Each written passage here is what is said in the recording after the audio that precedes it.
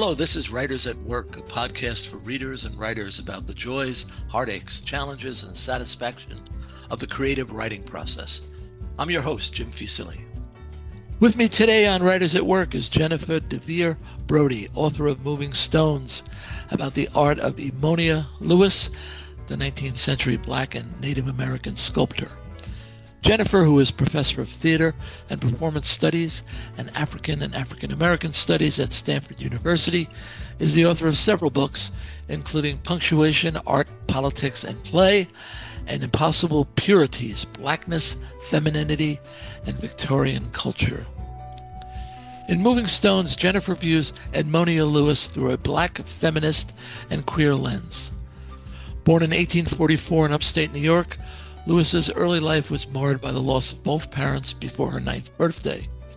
While one of the rare Black students at Oberlin College, she was accused of poisoning 2 women and then savagely beaten as rumors of the allegations spread. She was cleared of the charges. She left Ohio, moved to Boston, and began her career as a sculptor, a career that blossomed in Rome and led her to be the first Black American and Native American sculptor to achieve domestic and international acclaim. Today, Lewis's works are on display in major institutions, including the Smithsonian. One of her most characteristic works, Old Indian Arrow Maker and His Daughter, is in the collection at the North Carolina Museum of Art. There's much to discuss with Professor Brody, not only the work of Edmonia Lewis, but also her approach to examining and communicating about that work. So let's begin. Jennifer DeVere Brody, welcome to Writers at Work. Thank you so much, Jim. I'm thrilled to be here. Right. So tell us, when did you first become aware of Edmonia Lewis? Well, that's quite a story because it was years before I even knew her name. I came across her image along with one of her sculptures when I was researching my very first book almost 20 years ago in an archive in London. And I had an illicit photograph I took. I was working on the writer Charles Reade, who was a contemporary of Dickens. And there was this interesting page in his private notebook that contained cutouts, which is something Reade often did in researching his novels and plays.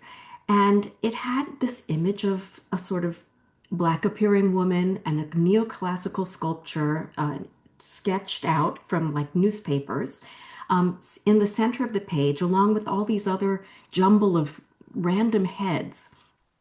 And because I'm always interested in questions of race in the 19th century, I just sort of took the picture. I wasn't supposed to. I think I had a Kodak camera with me. That's how long ago it was. No picture taking capabilities on an iPhone. Years later, I was researching something else and the image came back. And it was a way in which I think Edmonia Lewis kept calling me to write about her, to find out who she was. And that's what I've been doing for the last number of years. And I'm so thrilled the book is out because it's the kind of culmination of a long-standing dance with someone who was very famous in her time, but remained obscure for many of us in the 20th and 21st centuries. In Moving Stones, you write, quote, Lewis has remained a vibrant presence, alive in the corner of my mind, moving with me, moving me, indeed, consuming me. Later you write, quote, she stands as our complex and beautiful object of desire. I imagine it was she who found me, close quote. These are not the positions of a neutral observer, shall we say. So did you strive for objectivity as you were writing? That's such a great question. I did my best to check the facts, which, to be honest, kept changing. We didn't even know the date of her death. She lived from 1844 to 1907. We thank Marilyn Richardson and Bobby Reno and a lot of other folks for doing that archival work to find her death certificate. And I visited her grave. But I tried to be aware, of course, of the facts. But my perspective in writing the book was really one where I did decide to let objectivity go. Right. I So think it, and I'm clear about that. It's a subjective sort of long-standing love letter to Edmonia Lewis. right. I mean, no one, a sadist perhaps, would choose to write a book and spend years researching it for somebody they had no passion for. Right. Right. So anyway, what was your point of view about her as you began the project? Um, did your passion become stronger as you were researching and writing, or maybe stronger is not the right word, clearer? I mean, how did your Emonia Lewis come into focus as you were doing the work? Well, I think it definitely changed because I really genuinely had no idea who she was. I'd never heard of her. And it was a boon that as I was writing about her over the years, and it took me a long time to find the form of the story, about which I'll say something in a minute. Um, but that, I felt at first I was sort of working on my own, and then I came to learn about a huge collection of other scholars, largely Kirsten Buick, whose book I reviewed in 2010 when it came out, which was the first sort of biographical and art historical study of Lewis. And now this is sort of the year of Edmonia Lewis, and it's gratifying to be part of a global group of scholars in many fields and novelists as well, who have been inspired by Lewis's story. So, I feel that what I was offering in this book that changed was my own shifts over the years, where I sort of gave myself permission to even imagine parts of her story that were obscured or unclear. So that's where my sort of explicit passion for her as a person in the world and just what she did, to be known internationally as a sculptor. As far as you know, she was the first professional colored sculptor in the 19th century, and she had a career in art. And as we face a world where to spend your life dedicated to art um, is increasingly rare or difficult, depending, I came to really admire what she did as an artist. You wanted to say something about the writing. Ah, right. So one of the issues is that she's, Mississauga from the New Credit Reserve, so she's part Native American. She's also part African American. And she lived, born in the U.S., but became an expat largely in Rome in the mid-century, 1860s, 1870s. You heard she died in London. Mhm. She lived in Paris. She traveled across the states on the transcontinental railroad. She went to school in Ohio at Oberlin for a while. So she's, covering already a vast amount of space, places in the 19th century. And to tell her story, she was multilingual, fluent in Italian, as well as spoke Ojibwe or Anishinaabe.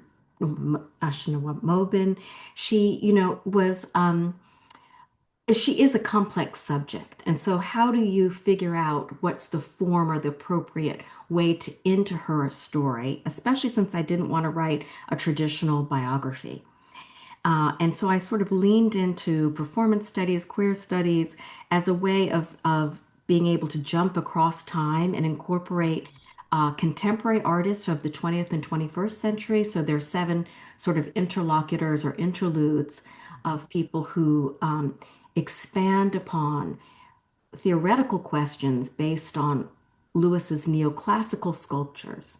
So there is a lot to say, and I'll just go back to saying that my experimental format that I came up with, which is arranged thematically and not chronologically per se, and isn't a traditional biography, was the way that it made sense to me to get it at least hint at the many, many, many approaches to and ways of understanding her truly, truly complex movements across time and space.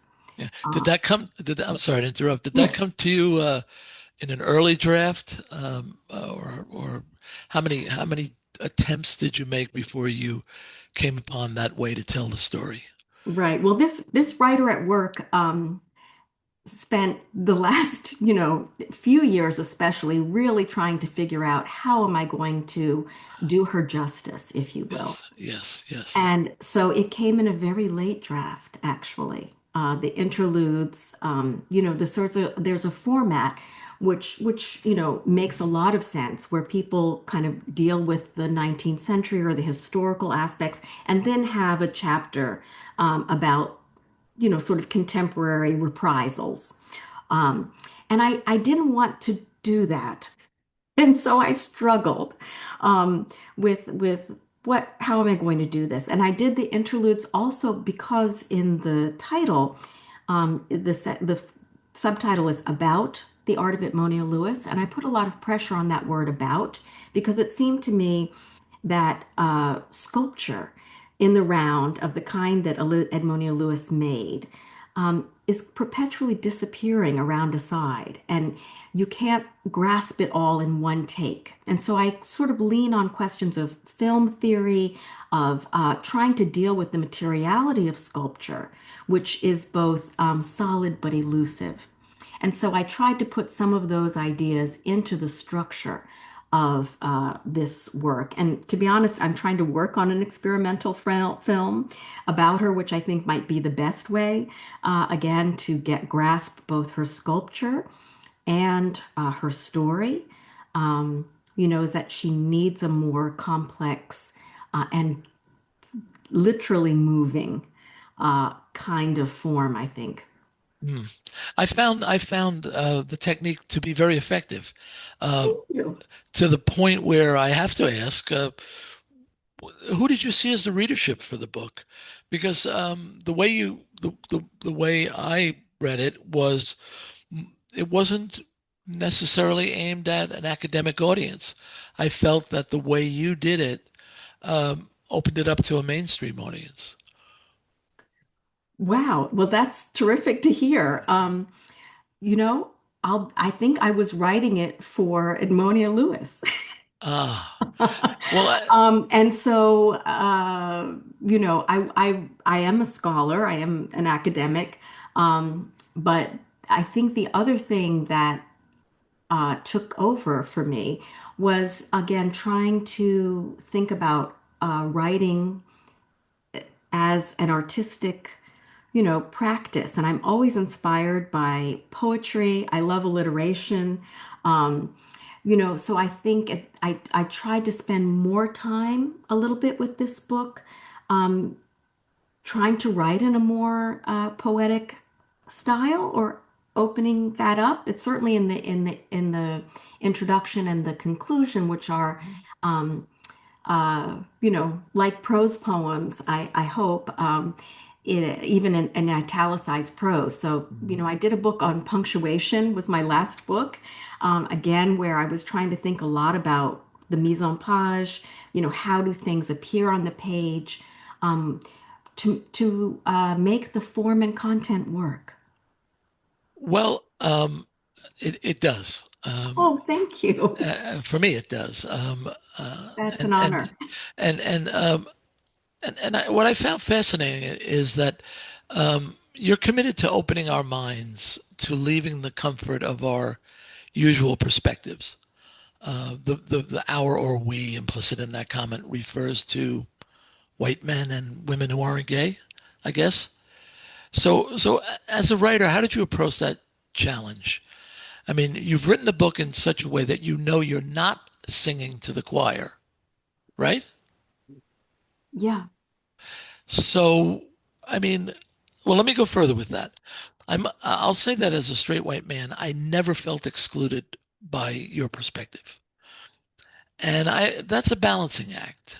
Um, to elevate the overlooked and underappreciated perspective without denigrating convention, no matter how cliched and lazy it may be, that's a difficult task for a writer, I think. Well, this is a very, very important question. because ultimately, I believe that what should be centered is Edmonia Lewis's work. And it took me a while to figure out how to talk about her sculptures, which are neoclassical. They're all white, even though she deals with both Native and African American subjects. I, of course, interpolate her as another Black queer woman, but I think that, again, her story is such that it appeals to many writers. And I am trained, in a kind of Western tradition. I was a Victorian studies major at Vassar College. And so what I try to do also is center her within the actual technologies and ideas of her time. So, there's a chapter on photography, for example, and Edmonia Lewis and the photograph came of age together, and she used them to make her sculptures. She also was the subject of a number of photographs. So she's, for me, relentlessly modern and diasporic. So what you're saying could be also, and I am really very honored to hear you say that, that you didn't, feel excluded, that you found your way into the book, that, it really does matter to all of us. Things like Yeah, the photograph, right, right. and so one of the things I think, I don't know how conscious I was perhaps, but is that, again, her story is important because it shows that we are always inherently have much more in common than we do not. And to focus on a certain kind of exclusivity, we can find our way through the specific that actually ends up being more open to the universal. Yeah, yeah, and I'd like to get back to that point, but uh, I do want to discuss her work and reputation. Um, and I was going to ask you who your Edmonia Lewis is, strictly in terms of her art. But can you do that? Can you assess the art in isolation? I mean, you acknowledge that she's very present for you in her marble portraits. Yes. Well, one of the things, again, and getting back to the question of form, and I know we're focusing on the writing, but I did do a small exhibition called Indelible Impressions at my university at Stanford at the Cantor Art Center last fall, just so that other people could literally engage with the work in an intimate way. I had three of her sculptures, which happened to reside down the road in San Jose, California. We brought them to Stanford and had them there for folks to walk around and see them up close and make their own assessments. But one of the things is that, especially one of her pieces in that uh, trilogy, if you will, of sculptures we had, was a portrait of Abraham Lincoln that she did. Yes, yes. And it's got gorgeous, gorgeous work. The chisel work, she was an extraordinary artist, even though later on she had, some help with multiple mass producing some of her work. Her talent is just so apparent when you see these works up close. And there's a touring exhibition, you get see them, called Set in Stone, that's up now in Georgia and going to North Carolina. If you can see them up close, because the way she's able to render curls and flowers and the details of the actual carving and finishing, as I got to really take the time to look at her work, a lot of which is in the Smithsonian, I became ever more impressed of what that took, particularly because she wasn't more than 5 feet tall and wielding a very heavy, like 9-pound chisel. She made some of her own tools. It's remarkable. It's remarkable that she has given us this legacy in stone with which we can engage. Do you have a favorite work? Oh, that's hard to say. I think it's her work Asleep, which I had in the Uh, show, which has, uh, beautiful, beautiful carving, and it's two infant figures. She did that partly. She was known for carving multiple figures with one stone, which was also cheaper because Carrara marble from Italy is extremely costly. Um, and if you did two figures together, that was an easier way of dealing with one stone. So I think that's one of my favorite pieces of hers, just for the way she renders the sentiment on the figures. And it's also historically an important one because it's one of the first carvings of a kind of nude figure. It's a child, but by a woman sculptor in the 19th century. Right, right. Um, and we should mention that Lewis's work had widespread appeal in her time. It did. As you point out, she was visited by Pope Pius IX. Ulysses S. Grant visited her, Frederick Douglass. She was often referred to as a genius. But then we have a disparaging remark by Henry James, who just can't seem to get past her race. He refers to her as, quote, a negress whose color picturesquely contrasting with that of her plastic material was the pleading agenda of her fame. Her plastic material, of course, being white marble. Um, so he seems somewhat offended by black hands on white marble. Um, how common was that attitude in assessing her work at the time? It was very common. And a lot of the praise that she got, at least what I'm thinking about when she was showing some of her work in San Francisco, and she was the first sculptor to bring works from Italy all the way out to a new audience in the West of the Gilded Age, that she thought would be more welcoming, which indeed they were, but was from the colored press. So she had a lot of admirers there, who, had positive assessments of her work. But, she couldn't get away from her color. And there isn't a photograph of her standing next to them. But we know from certain reports, for example, that she had in the 1876 Centennial Exhibition in Philadelphia, where she was chosen to show her work, that she stood next to it. And of course, no one thought that she was the artist who had produced this amazing Cleopatra. And she listened to what people said about the work. And it ranged, but she always had to fight that sort of petty racism. One of her so-called supporters, Lydia Maria Child, would write privately in her letters that she didn't think Edmonia Lewis should spend her time being a sculptor, but maybe to be more like a journeyman producer of little plastic paraffin or Parian, sorry, Parian, uh, you know, pieces that go on Tchotchkes. tchotchkes, yeah, or even moldings and things like that. So, Yes. uh, yeah, Yeah. No, and you actually do detail that that yes, I guess that woman was supposed to be one of her admirers, but she's damning her with very faint praise, and you include that in your book. I should have said this earlier. I love her depiction of cherubs. I think they're so delightful. I think her poor Cupid is just a delight.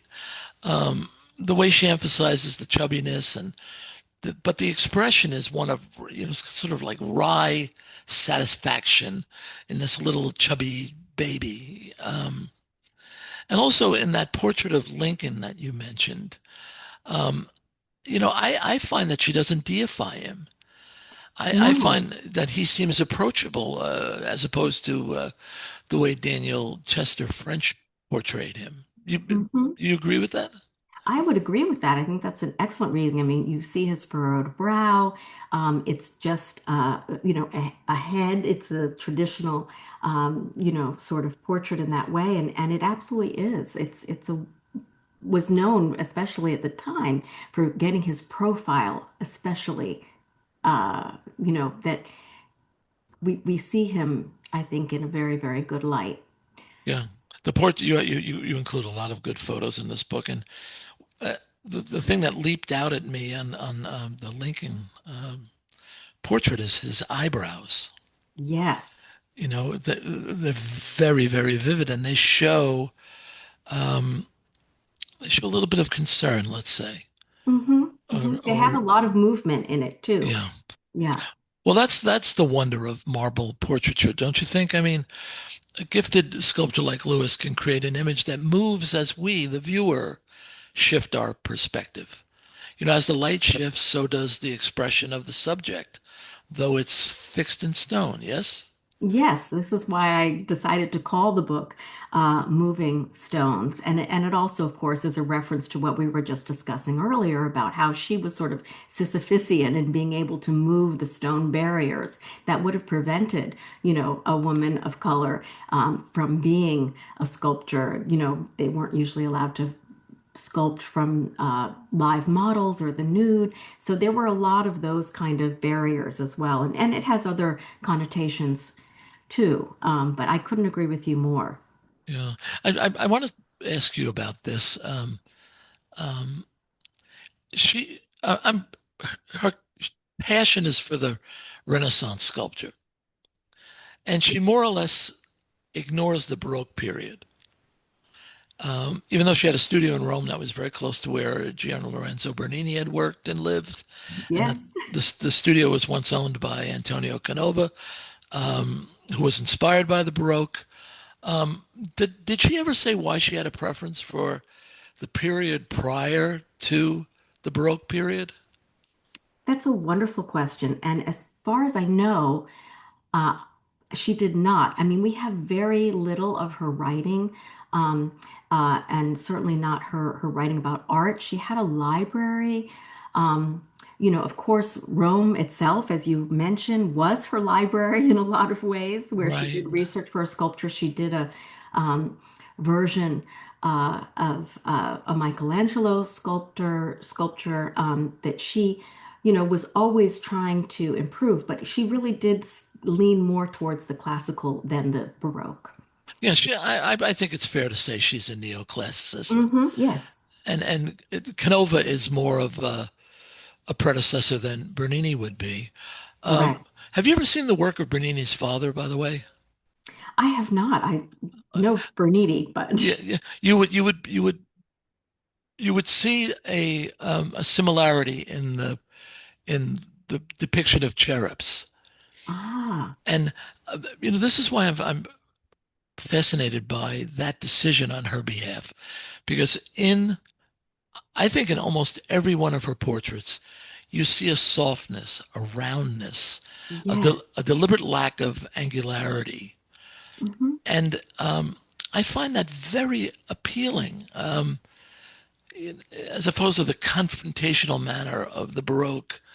Um, you know, there's a very appealing gentleness to her work. Even if you look at the portrait of John Brown, Mm. or in The Death of Cleopatra. And I think this is where you affected my thinking, in that I'm looking for her in the work. Mm.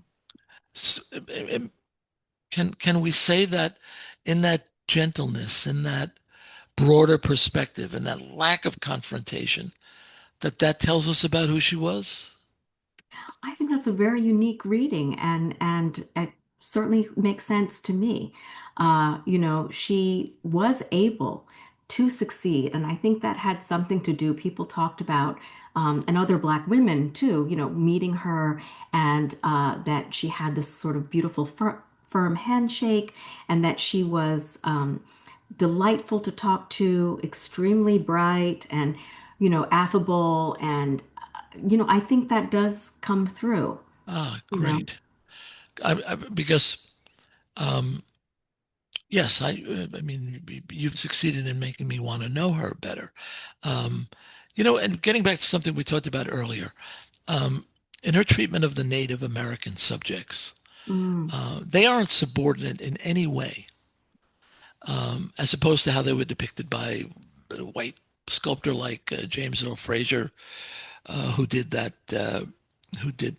equestrian statue of Teddy mhm. Roosevelt that used to be outside the Museum of Natural History. Um, Yes. and I'm sure there are many other examples. Um, I have the clear sense that she's saying this is the way it was.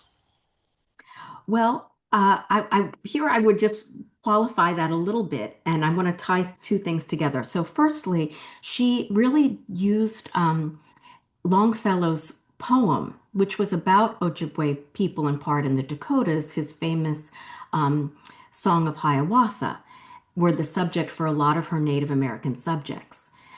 So she was already, also a savvy business person and kind of picking up something that people would know that they might buy to sculpt, in terms of that. And so when we say we're looking for her in her work, what I loved about your previous comment was that you were talking about a certain sensibility that we can read in her work that isn't about race. So one of the questions always, and it came through in that James quote that you gave to us, is that, these are not reductive self-portraits. She did a famous portrait called Forever Free, an early work, the first work ever to depict freed people. And it's a person standing with broken manacles and a female slave beside, and formerly enslaved person beside him. And, so we don't have easy corollaries of like what she actually looked like, which we know, and what she sculpted. And that gap has been talked about in so many different ways. But I love what you said because I do think her sculptures reflect her political passions and her sensibility, but not in a reductive way. Yeah. The full body portraits, Hiawatha's Marriage and Hmm. the old Arrow Maker, Yes. they have a very, very quiet self-confidence about them. I got the sense she was saying almost in a non-aggressive, defiant way, this is who they were. This is who they are. Yeah. And Well, they and they don't need your approval, by the way. This is who they are. yes, I think that's true. And Gloria Bell, who is a Native scholar in Canada, has talked about her Native American subjects, including those two that you mentioned, the Marriage of Hiawatha and the Old Aramaic and her daughter, which are scenes from Hiawatha. Um, that they show not the fallen Indian, which was, a kind of trope from the 19th century that they were always already past, but there are about uh, living subjects, again, in these sort of sentimental modes and connection. And as you say, sort of full subjects without a sort of white context where they are, being engaged, where they are courting one another, where it's a love between a father and a daughter, that those were the scenes she chose to depict. Yeah. I should have asked you this earlier. This may be a dumb question, so forgive me.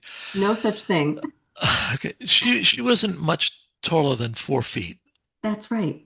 Do you think her height or lack of height influenced her work? That's an interesting question, given that I'm 5'1". We know she wasn't more than 4 feet from looking at her passport anyway, when she left Massachusetts for Rome. Um, I don't know about that Well, the thing is that because there's Napoleon. So I don't know. there's only so many boxes we could put people in, right? And so we won't put her in the short artist box. But Yeah, I think I'm not subscribing to that. My father works on personality, and I think they personalities come in all sizes. right, and in none of her work do we have the sense that she's looking at it from below. No, well, So the Cleopatra is pretty large. It's, 3,000 tons, and it's, um, about 5 feet, depending on how it's displayed. It's at the Smithsonian. But, I think that she didn't do grander in terms of size, right? I mean, that's partly about commissions. That's partly about, her studio and what she could actually produce. So there is also a sense in which her work, which was largely also meant to be sold to people to have in their homes or in different places, isn't monumental in the way we might think of, some of the other works in the time, or what could have been done technically. And again, getting back to that sort of roundness and the gentleness, even in death, Cleopatra seems in repose. I love that work. Anyway, so what do you think that Lewis would have made of your premise of her work? That it can be, or should be, or must be, I don't know, be viewed through the black and queer lens. She said, many people praise me because I'm a colored girl, but I do not want that kind of praise. Yeah. So what would she have made of your thesis, do you think? Well, I love that question, and I'm absolutely unable to answer it. I Ah, mean, that's sort of what I say at the end, is that I know it's a one-way love affair, if you will. And I couldn't say, yeah. well, let me say that you write Lewis's exiled existence as a colored woman artist working in white neoclassical marble, upends our understanding of 19th century narratives. So I think she would have liked that. Maybe. You Maybe. can say yes. We're all friends here. You can say yes. So Okay. what are you working on now? I'm actually working on a book about my family. And my great-grandmother, my great-grandfather was the mayor of Austin, Texas, and he had 7 children with my formerly enslaved Black and Native grandmother. They were both widowers, and my grandmother was the youngest of that group, born in 1901. So I'm working on that kind of autobiography, um, next. And I'm very excited about it in part because his last name was White, and you can't make that up. So it will be, and my grandmother also, was quite a subject in her family. He educated all of them through high school and college, and it's quite a tale. And again, I have lots of photographs that Wonderful. I'm going to incorporate.